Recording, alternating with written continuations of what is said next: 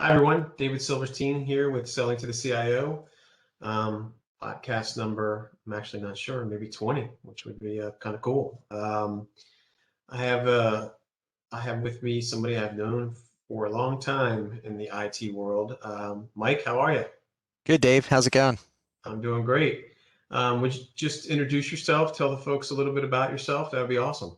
Yeah, sure. Mike Vennera. I'm the Chief Information Officer at Independence Blue Cross in Philadelphia. All right, and you've been there, what, 20 years maybe? Oh, 20, it'll be 23 this summer. Oh my, oof, God. Yeah, time I'm flies trying when you're to, having fun. yeah, I'm trying to think when I probably met you there. It I was think you and probably, I met in the early 2000s, maybe I'd say 2001, 2, that kind of time frame. yeah, probably So close to 20 20 years. years. Yeah. Wow. Gosh, You that's don't look scary. any older, David. No, you either. You actually look younger. I don't know how with this stressful job that you have, but anyway, sales is taking a toll on me. I just wanted to share one, little scenario with some of the folks out there. So, I tell the story all the time that, a lot of times you don't necessarily need to get the CIO to be a successful salesperson, especially in technology sales. And everybody always thinks that's where they need to be.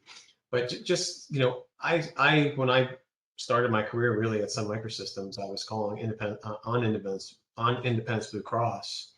And at the time, I spent a lot of time with Michael when he was an enterprise architect, right? And as the years have gone by, right, Mike's become a director, then he was in the strategy group, and then obviously eventually he's, become the CIO. And you've been in this role how long, Mike? It's 7 years. 7 years, right? Yeah. Um, so point being here is that I've maintained the relationship with you for these almost 20 years, and now you're at a point where, actually I don't even work with you that much because I work with your team, but just having the relationship with you, it certainly doesn't hurt, right? When I need a favor from Michael or potentially need something signed last minute, I can always make that phone call. But my point is, you don't always, it's a long haul. Maintain the relationships for a long time.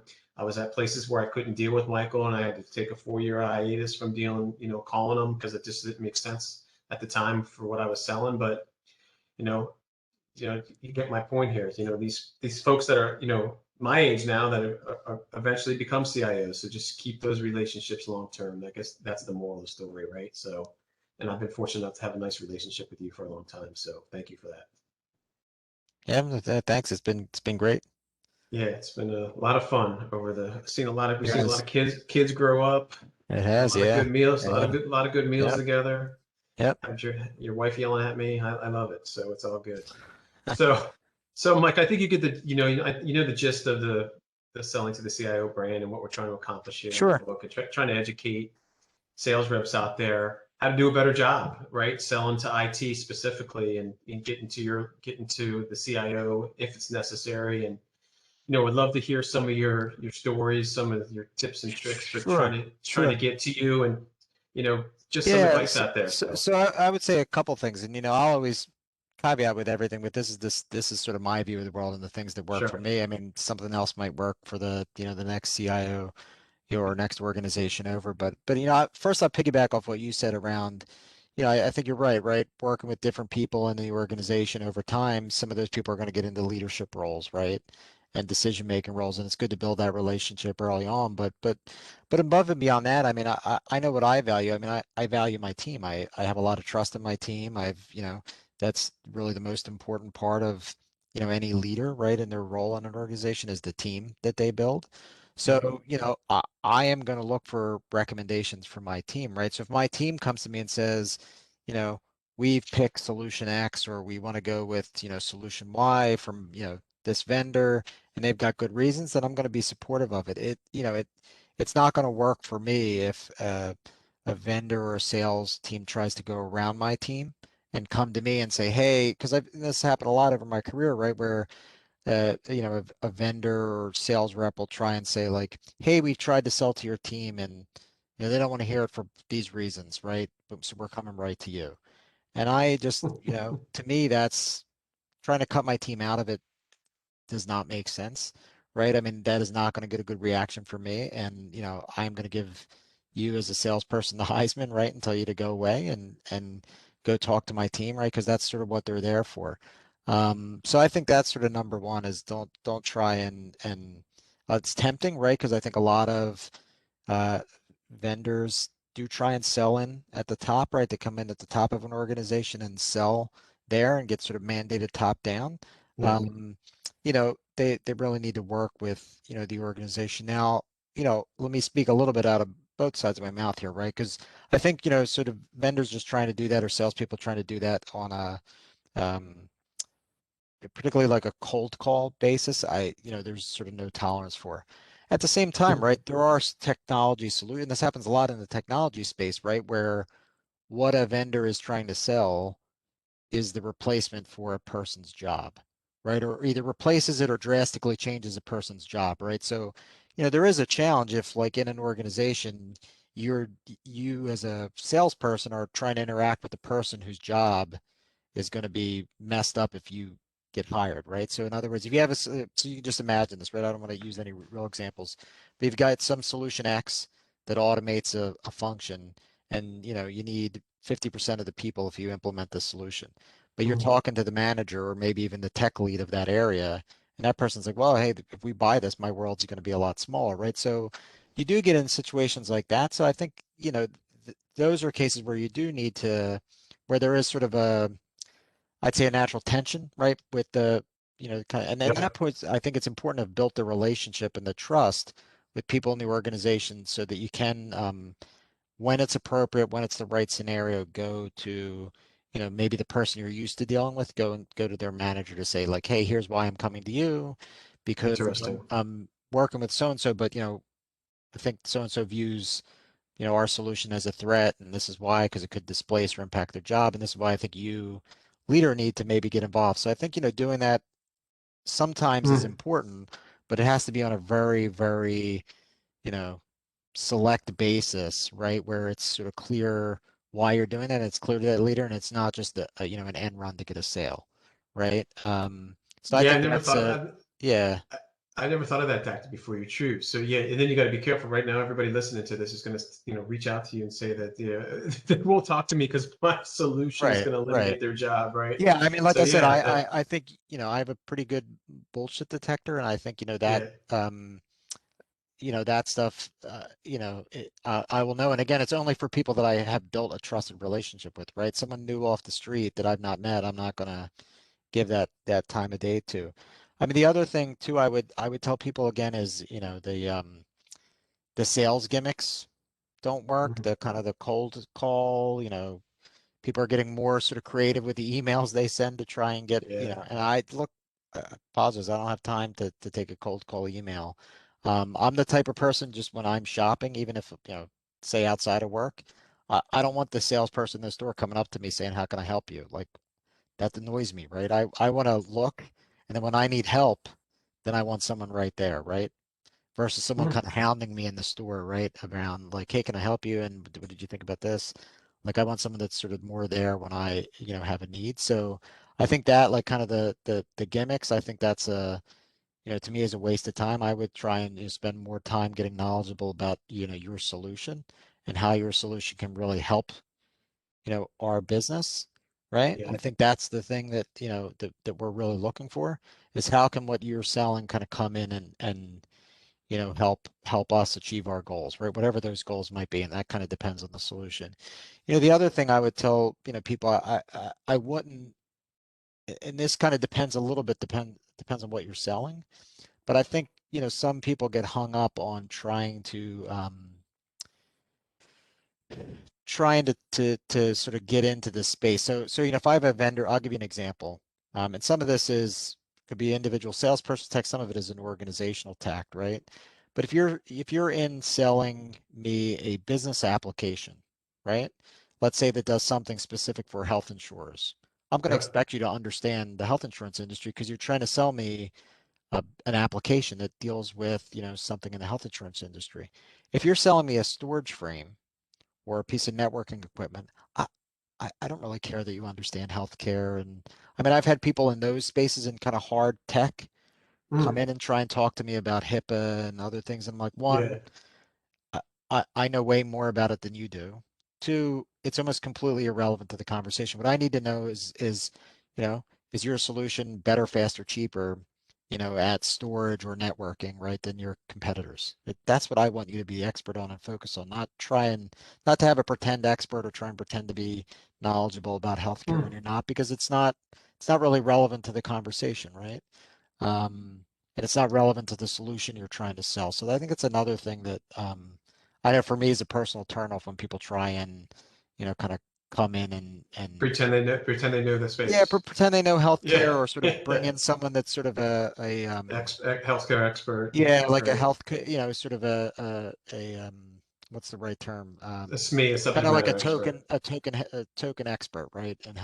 healthcare to help the sale. Like that does Uh, nothing for me. that's a good point because a lot of the other big OEMs and partners and vendors, they have these subject matter Yeah, experts and again, in the like I said, healthcare space, right? if you're selling So a business application, it is yeah, really relevant, that's right? If you it's were selling me a claims processing system or a solution for, an app for managing diabetes, it would be really relevant, right? You'd have to know healthcare. But if you're selling me, like again, a storage frame, a network security tool, those things aren't interesting. really that Yeah, important. that's the first I've heard that. And it makes a lot of sense, right? Don't try to throw some of those terms out because I do tell, like in my reps, for instance, know the space that you're selling to, but it's a good point. You got to know you got to Yeah, know but and talk intelligently, but don't try to come out with some terms that right. you're going to look foolish, right? Because Right. Look, I think for most people in the IT space, regardless of their industry, and again, this isn't universally true, but I think in general, right, everyone has and again, I think you got to think as you get more towards infrastructure, right? It's really the same things that everyone's dealing about. Is it yeah, cheaper? Is it better? Is it more secure? Does it require less maintenance? Like those are the things you worry about, which aren't really industry specific yeah, requirements. exactly. That makes a lot of sense, right? So focus on in that case a lot of times Yeah, anyway. focus on what you do, right? Know the Yeah. answers about your product, right? Versus trying to, so I would say if you have an hour of homework to do before a sales meeting, maybe I would boil it down this way. I'd spend that hour making sure you really know your own product inside out and can answer all my questions, then trying to brush up on, the latest thing that's going on in my industry. Hmm. That's great advice. I like that. That's probably the first time I've heard that. So that's important information because right, the good sales reps and folks are going to do their homework, right? About the account, about you personally, potentially if they know they have a meeting with you, but you're happen to be in a lot of cases you are a little bit more technical than most, I would say, right? And you read up on a lot of this stuff. So um, if you're dealing with Mike, be careful because he's going to ask you some questions that you need to be prepared for, Right. right? So that's terrific. So, what else would you say these days, Mike, that work for sales folks? I mean, it's almost impossible to get to you if you're just making a cold call, right? You're not looking at emails. Your admin's Cheryl. She knows the BS meter is better Yeah. better than anybody, right?